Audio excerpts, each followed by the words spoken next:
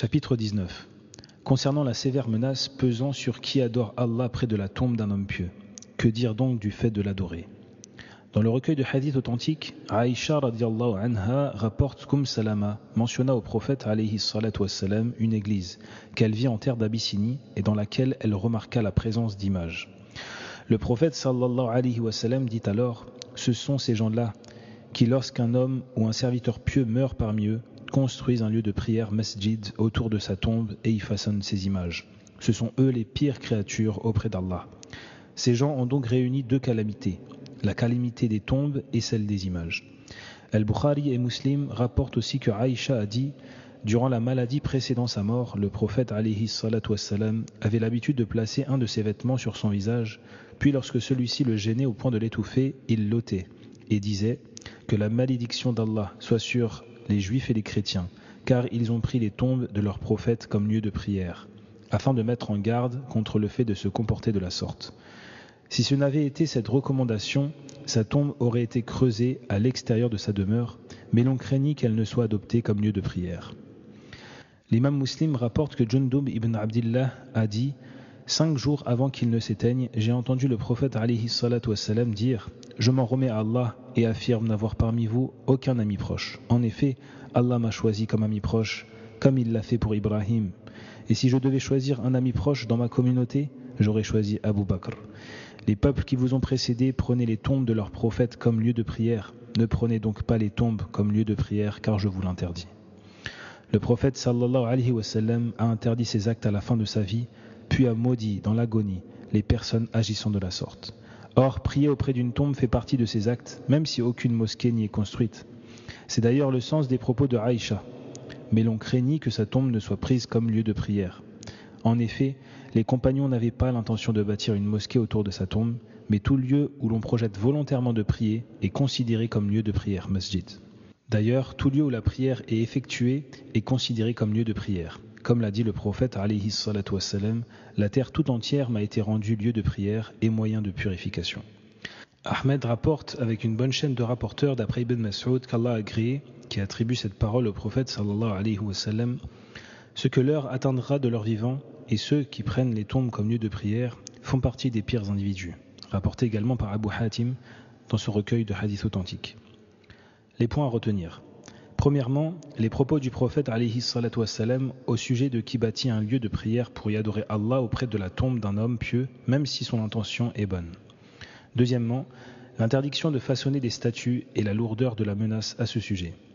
Troisièmement, tirer enseignement de l'insistance du prophète alayhi salatu wassalam à ce sujet, il a expliqué la gravité de l'acte dans un premier temps, puis 5 jours avant sa mort, a fait la déclaration précitée et enfin, en pleine agonie, ne s'est pas contenté de tenir les mêmes propos que précédemment.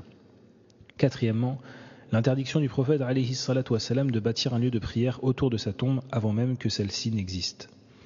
Cinquièmement, bâtir un lieu de prière autour d'une tombe fait partie des caractéristiques des juifs et des chrétiens, chose qu'ils faisaient autour des tombes de leurs prophètes. Sixièmement, la malédiction du prophète sallallahu alayhi wa sallam sur eux. Septièmement, son but est de nous mettre en garde contre le fait d'agir de la sorte avec sa tombe. Huitièmement, la cause de la non-séparation entre la tombe et la demeure du prophète sallallahu alayhi wa sallam. Neuvièmement, la signification de l'expression « prendre un endroit comme lieu de prière ». Dixièmement, le prophète alayhi salatu wassalam a conjointement cité ceux qui adoptent des tombes comme lieu de prière et ceux à l'époque desquels l'heure sonnera.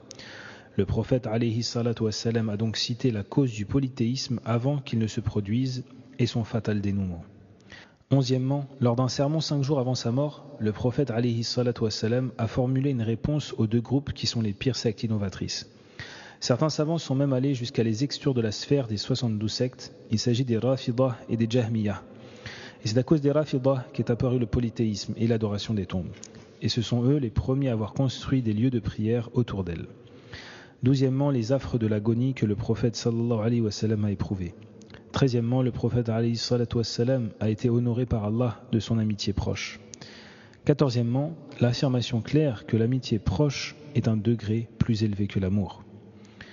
15èmement, l'affirmation claire qu'Abu Bakr as-Siddiq est le meilleur des compagnons. 16èmement, sa désignation implicite en tant que premier calife.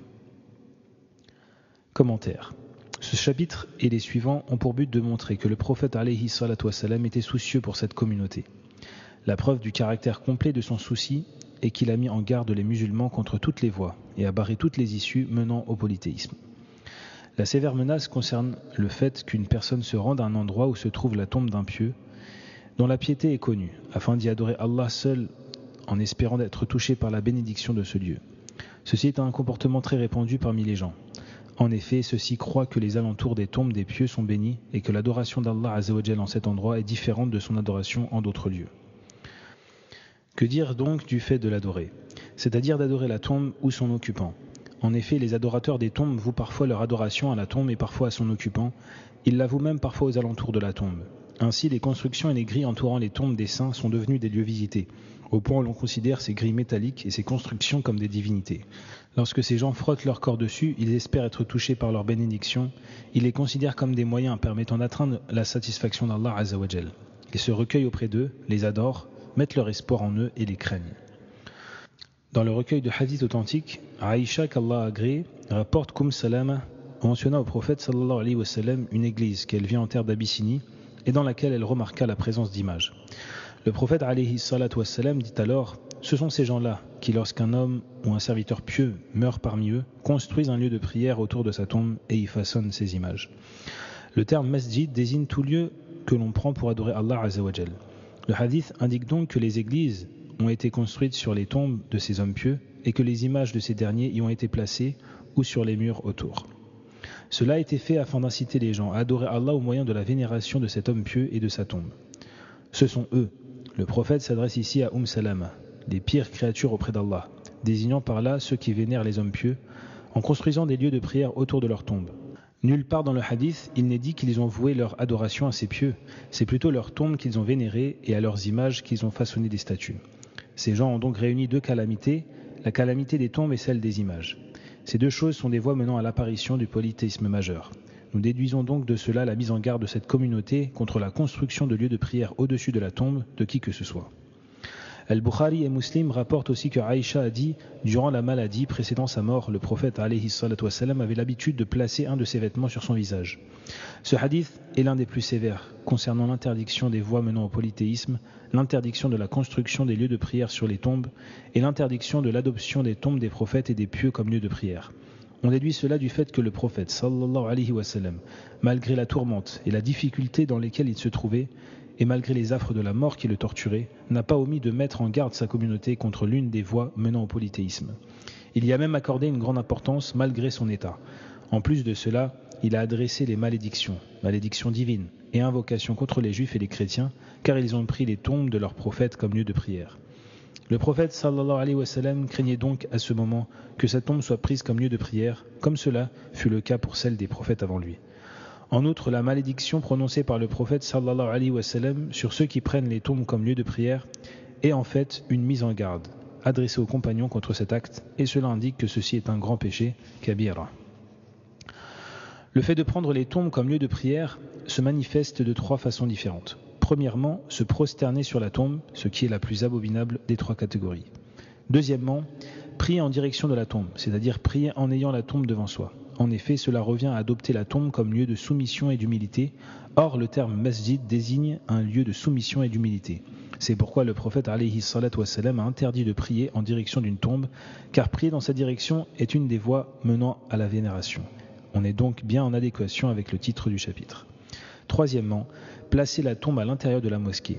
C'est comme le fait de bâtir un édifice autour de la tombe du prophète sallallahu alayhi wa sallam après sa mort, de construire donc un lieu de prière autour et d'adopter ce lieu comme lieu d'adoration et de prière. Aïcha, qu'Allah agrée, a dit: et si ce n'avait été cette recommandation, sa tombe aurait été creusée à l'extérieur de sa demeure. C'est-à-dire que sa tombe aurait été creusée avec le reste des tombes dans le cimetière d'Al-Baqiya ou ailleurs. Ceci est une des deux raisons ayant poussé les compagnons à ne pas creuser sa tombe à l'extérieur de sa demeure. La seconde raison est qu'Abu Bakr, qu'Allah a agréé, a entendu le prophète sallallahu alayhi wa sallam dire: les prophètes sont enterrés sur le lieu même de leur décès. Mais l'on craignit que sa tombe ne soit adoptée comme lieu de prière. C'est-à-dire que le prophète alayhi salatu wa sallam ou ses compagnons craignirent que sa tombe ne soit prise comme lieu de prière, ce qui est une des deux raisons précitées. Les compagnons qu'Allah a agréés acceptèrent donc la mise en garde du prophète sallallahu alayhi wa sallam et mirent en pratique ses volontés. Une des preuves à ce sujet est qu'ils ont prélevé plus de 3 mètres de la noble Rawdah afin de placer le second, puis le troisième mur, enfin le grillage métallique. Ceci est la meilleure application qui puisse être de l'injonction prophétique. Et ils ont donc prélevé une partie de la Rawdah et se sont permis d'utiliser une parcelle de terre destinée à la mosquée dans le seul but d'empêcher que la tombe du prophète sallallahu alayhi wa sallam soit adoptée comme lieu de prière. Ceci est sans aucun doute une des plus grandes preuves de la compréhension des compagnons qu'Allah a agréé. Cependant, une personne non avisée ou non versée dans la compréhension de la religion pourrait croire que la tombe se trouve à l'intérieur de la mosquée. En réalité, elle ne l'est pas grâce à la présence des différents murs qui séparent la mosquée de la tombe. De plus, le côté est de la tombe n'en fait pas partie. Bref, la tombe du prophète alayhi salatu wassalam n'a pas été prise comme lieu de prière. L'imam Muslim rapporte que Jundum ibn Abdillah a dit « 5 jours avant qu'il ne s'éteigne, j'ai entendu le prophète sallallahu alayhi wa sallam dire « Les peuples qui vous ont précédés, prenez les tombes de leurs prophètes comme lieu de prière. » C'est ce qui est arrivé à cette communauté. Ceci est d'ailleurs une des voies menant au polythéisme. Or, les voies mènent à leur destination. De plus, parmi les règles religieuses au sujet desquelles les savants connus pour la précision de leur science sont unanimes, il y a le fait que barrer les voies menant au polythéisme et aux interdits est obligatoire. C'est pourquoi la prière dans une mosquée construite autour d'une tombe n'est pas valable, car cela s'oppose à l'interdiction du prophète sallallahu alayhi wa sallam. Ne prenez donc pas les tombes comme lieu de prière, c'est-à-dire en construisant des édifices autour d'elles ou en priant auprès d'elles. Le prophète sallallahu alayhi wa sallam a donc interdit ces actes à la fin de sa vie, puis a maudit, dans l'agonie, les personnes agissant de la sorte. Or, prier auprès d'une tombe fait partie de ces actes, même si aucune mosquée n'y est construite. C'est d'ailleurs le sens des propos de Aïcha, mais l'on craignit que sa tombe ne soit prise comme lieu de prière masjid. C'est-à-dire que la prière auprès d'une tombe n'est pas permise, que l'on effectue cette prière dans l'espoir d'être touché par la bénédiction de ce lieu, ou que l'on effectue une prière surrogatoire, autre que la prière mortuaire, à côté de la tombe, tout cela n'est pas permis. Cette interdiction concerne aussi bien les tombes autour desquelles une mosquée a été construite que celles qui sont isolées. C'est pourquoi on trouve, avec une chaîne de rapporteurs composée uniquement du compagnon, Mu'allaq, dans le recueil de hadith d'Al-Bukhari, cette parole de Omar, qu'Allah a agréée, qu'il adressa à Anas, lorsqu'il le vit prier auprès d'une tombe. La tombe, c'est-à-dire prends garde à la tombe, prends garde à la tombe. Ceci prouve que la prière auprès d'une tombe n'est pas permise, car c'est une des voies menant au polythéisme, voire pire. C'est d'ailleurs le sens des propos de Aïcha, mais l'on craignit que sa tombe ne soit prise comme lieu de prière. En effet, les compagnons n'avaient pas l'intention de bâtir une mosquée autour de sa tombe, mais tout lieu où l'on projette volontairement de prier est considéré comme lieu de prière. D'ailleurs, tout lieu où la prière est effectuée est considéré comme lieu de prière masjid, comme l'a dit le prophète sallallahu alayhi wa sallam, la terre tout entière m'a été rendue lieu de prière et moyen de purification. Tout ceci est clair. Ahmed rapporte avec une bonne chaîne de rapporteurs, d'après Ibn Mas'ud, qu'Allah a agréé, qui attribue cette parole au prophète alayhi salatu wassalam, ceux que leur, rapporté également par Abu Hatim, il s'agit d'Ibn Hibban dans son recueil de hadiths authentiques. Quant à l'expression « et ceux qui prennent les tombes comme lieu de prière », ceci englobe toute personne prenant les tombes comme lieu de prière, qu'elle prie sur, dans la direction ou auprès d'elle. Par conséquent, l'intention de prier auprès d'une tombe classe la personne concernée parmi les pires créatures que le prophète sallallahu alayhi wa sallam a décrites. Médite cela et observe ce qui s'est répandu en pays musulmans. Les constructions autour des tombes, l'édification de dômes, la construction de lieux de visite, la vénération et l'orientation des gens vers ces lieux, la mention de longs récits mensongers au sujet des hauts faits de ces saints, comme l'exaucement des invocations qui leur sont adressées et le secours apporté aux affligés. Tu te rendras alors compte de l'éloignement de l'islam, que ce soit de nos jours ou dans le passé. Que penser donc de ceux qui clament haut et fort « tout cela est permis, ceci n'est autre que le tawhid » ? Et que penser alors de ceux qui taxent d'ignorance et d'incompréhension les personnes leur interdisant cela, alors qu'elles ne font que les appeler à Allah Azza wa Jal, mais eux les invitent à l'enfer. Qu'Allah nous accorde la délivrance et le salut.